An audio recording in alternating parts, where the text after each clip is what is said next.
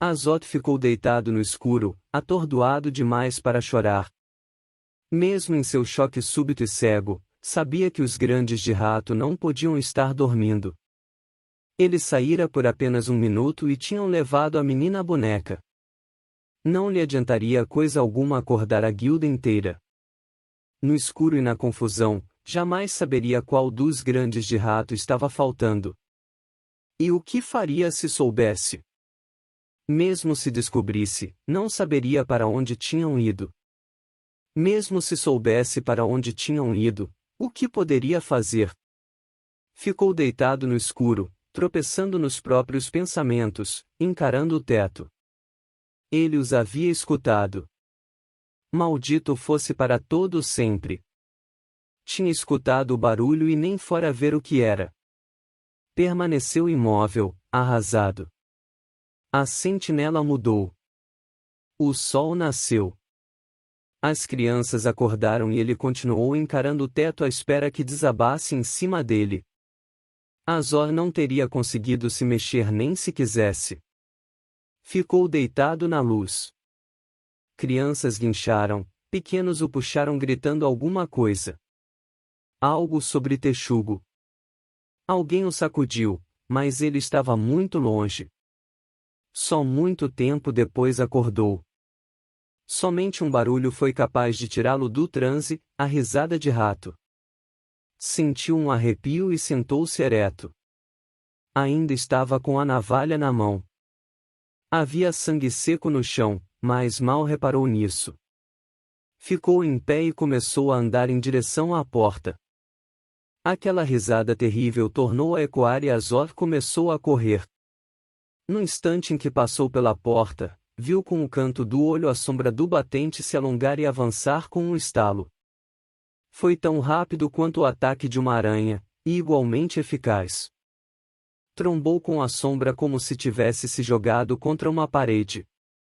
Ouviu um assobio na cabeça enquanto era puxado para trás, para dentro das sombras profundas entre o prédio da guilda e a ruína logo ao lado.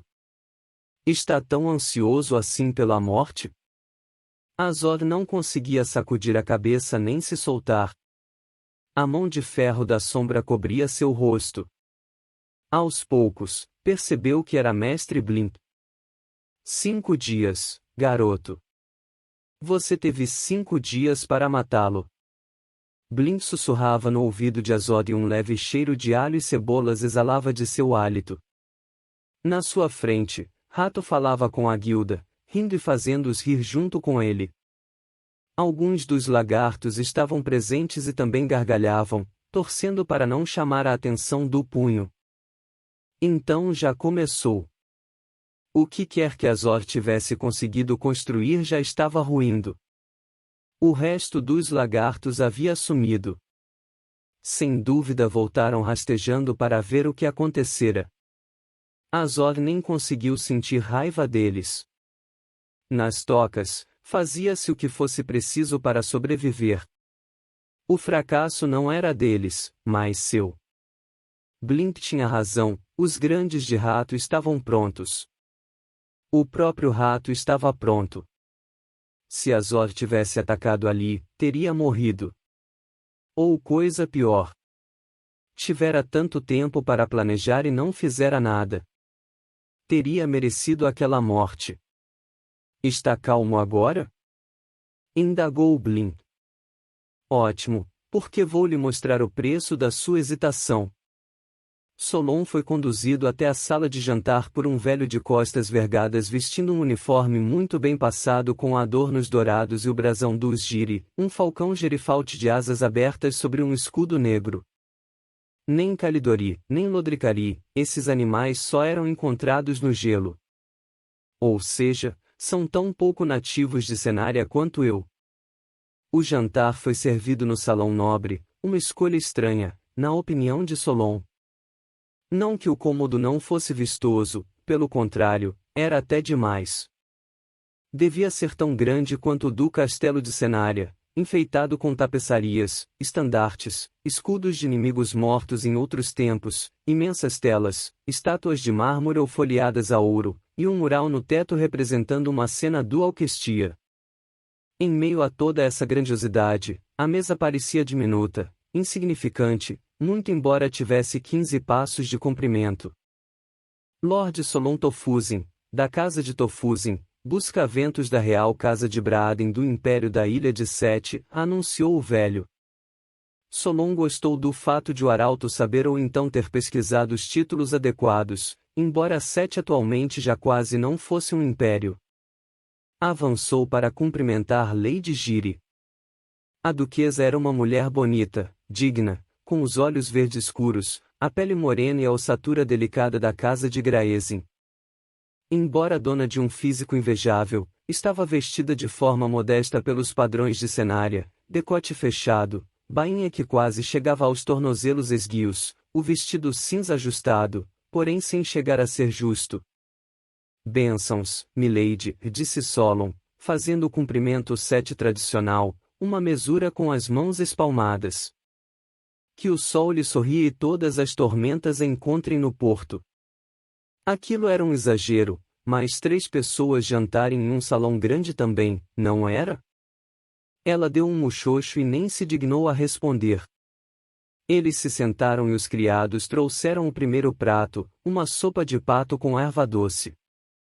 Meu filho me alertou sobre quem o senhor é, mas o senhor fala bem e não achou necessário espetar qualquer metal no próprio rosto. E está vestido. Estou bastante satisfeita. Ficou claro que a duquesa fora informada quanto à sorte do filho no combate com Solon e não gostara nada de ver Logan posto no seu devido lugar. É verdade, então? Indagou o rapaz. Estava sentado em uma das cabeceiras da mesa, a mãe na outra, e Solon, infelizmente, no meio. Os 7 viajam mesmo pelados em seus navios? Logan, disse Katrina Giri, ríspida. Não. Se me permite, Lady Giri, trata-se de um equívoco muito frequente. A nossa ilha fica na rota da corrente mais quente do grande mar, de modo que faz bastante calor por lá, mesmo no inverno. No verão, a temperatura é quase insuportável. Portanto, embora não usemos tanta roupa nem vestimentas tão pesadas quanto as pessoas daqui, temos nossos próprios padrões de modéstia. Modéstia? Está chamando de modestas as mulheres que correm seminuas por navios? Indagou Lady Giri. Logan pareceu fascinado com essa possibilidade. Nem todas são modestas, claro. Mas, para nós, seios são tão eróticos quanto pescoços. Pode ser agradável beijá-los, mas não há motivo para isso. O senhor está passando dos limites. Por outro lado, uma mulher que mostra os tornozelos obviamente não está querendo descer do convés sozinha. Na realidade, Lady Giri, ele arqueou uma das sobrancelhas e fingiu olhar para os tornozelos dela, embora estivessem distantes demais e do outro lado da mesa. As mulheres 7 a considerariam bem ousada. O rosto de Katrina Giri empalideceu. Antes que ela pudesse dizer qualquer coisa, porém, Logan riu. Tornozelos? Tornozelos? Mas que bobagem! Ele deu um assobio. Belos tornozelos, mãe! Tornou a rir. Um criado chegou com o segundo prato, mas Solon nem o viu pousá-lo sobre a mesa. Por que faço isso? Não seria a primeira vez que sua língua afiada cortaria a própria garganta. Estou vendo que a sua falta de respeito não se limita a bater em Lord Giri, disse a duquesa. Agora ele é Lord Giri. Então os homens não eram burros, não estavam tratando Logan como criança. Era ela quem devia ter dado a ordem de não baterem no rapaz durante os treinos. Mãe, ele nunca me faltou ao respeito. E tampouco quis faltar ao respeito com você. Logan olhou para Lady Giri, em seguida para Solon, e nas 2 vezes se deparou com olhares pétreos. O senhor quis, mestre Tofuzin? Milady, meu pai certa vez me disse que não há nobres no campo de treinamento porque não há lordes no campo de batalha. Que bobagem, retrucou ela. Um verdadeiro nobre é sempre nobre.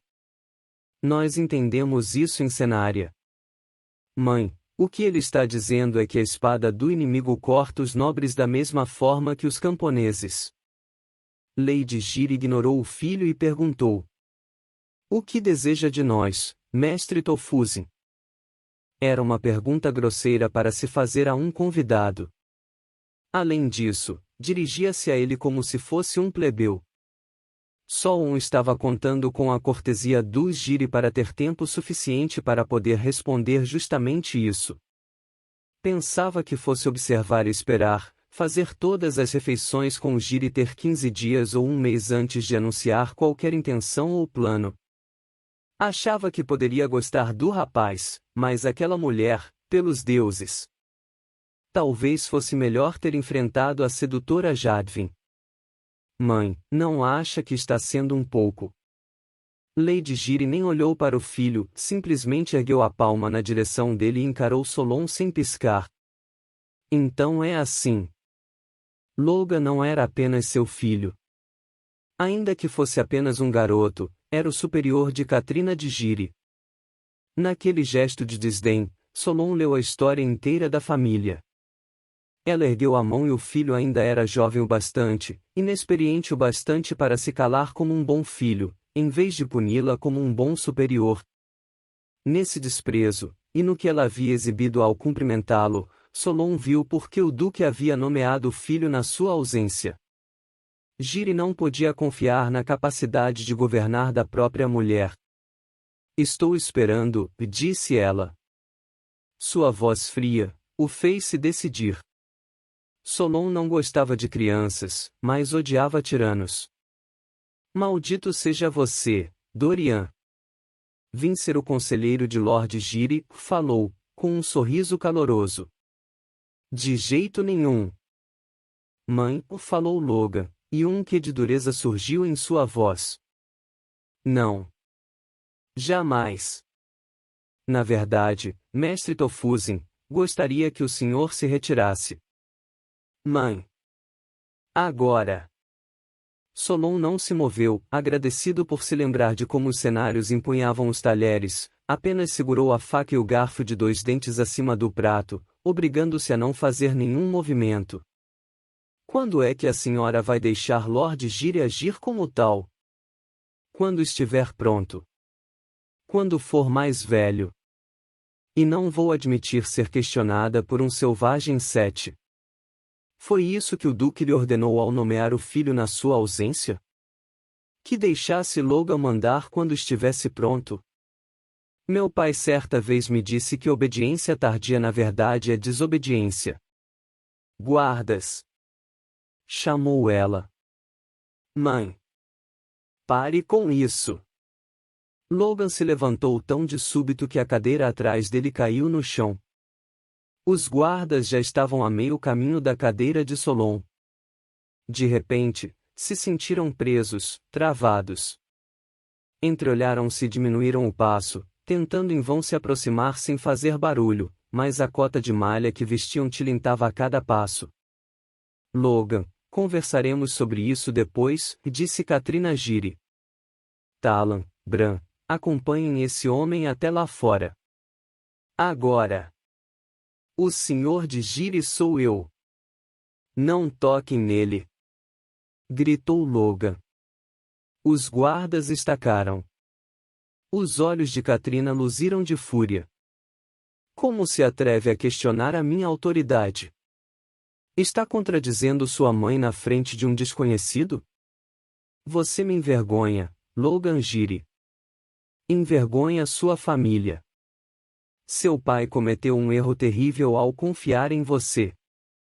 Solon ficou nauseado e, pelo visto, Logan se sentiu pior ainda. Estava abalado, subitamente hesitante, prestes a ceder. Que cobra! Ela destrói o que deveria proteger. Estilhaça a segurança do próprio filho. Logan olhou para Talon e Bran. Os homens pareciam arrasados por estarem testemunhando sua humilhação. O rapaz pareceu diminuir de tamanho. Preciso fazer alguma coisa. Lord Gire, meu senhor, disse Solon, levantando-se e atraindo o olhar de todos. Eu sinto muitíssimo. Não quero abusar da sua hospitalidade. A última coisa que gostaria de ser é o motivo de um conflito familiar. De fato, passei dos limites e me dirigi à sua mãe com franqueza excessiva. Nem sempre modero a verdade diante das sensibilidades cenárias. Lady Gire, peço desculpas por qualquer ofensa que a senhora ou o seu senhor possam ter sentido. Lord Gire, sinto muito se acha que o tratei com leviandade, e naturalmente vou me retirar, se me der licença. Uma leve ênfase em se me der licença. Logan se impertigou. Não dou. Milord? Solon forçou uma expressão de surpresa. Encontrei neutralização de mais e verdade de menos nesta casa. Mestre Tofuzin, o senhor nada fez para me ofender. Gostaria que ficasse. E tenho certeza de que minha mãe fará o possível para que o senhor se sinta bem-vindo. Logan Gire, você não vai, começou Katrina. Homens! Exclamou Logan aos guardas, alto o bastante para interrompê-la. Lady Gire está cansada e nervosa. Queiram acompanhá-la até seus aposentos. Gostaria que um de vocês ficasse de guarda na porta do seu quarto hoje à noite, caso ela precise de alguma coisa. Comeremos os três na sala de sempre pela manhã. Solon adorou aquilo. Logan acabara de confinar a mãe aos próprios aposentos e de pôr um guarda na porta para não deixá-la sair até a manhã seguinte, tudo sem lhe dar a menor possibilidade de reclamar. Esse garoto vai ser formidável. Vai ser? Ele já é. E eu acabei de me acorrentar a ele. Não foi um pensamento confortável. Ele nem decretara ficar. Na verdade, meia hora antes, decretara pensar por algumas semanas. Agora pertencia a Logan. Você sabia que isso iria acontecer, Dorian? O amigo não acreditava em coincidências. Mas Solon nunca tivera a mesma fé. Agora, com ou sem fé, estava comprometido. Isso fez sentir uma pressão no pescoço, como se estivesse usando um colar de escravo, 2 tamanhos menor que o devido. O resto da excelente refeição foi feito em silêncio. Solon pediu licença a seu senhor e saiu à procura da estalagem mais próxima que servisse vinho 7.